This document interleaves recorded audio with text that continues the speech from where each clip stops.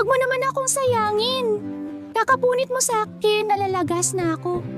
Maawa ka naman sa akin.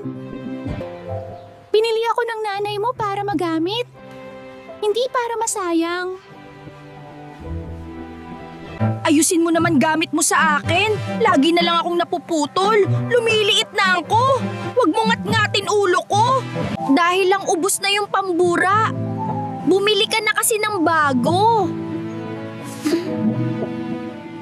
Huwag mo akong ilagay kung saan-saan. Lagi na lang akong nadudumihan. Tignan mo ang itim ko na. Laban mo ako kada linggo. Hindi yung once a month lang.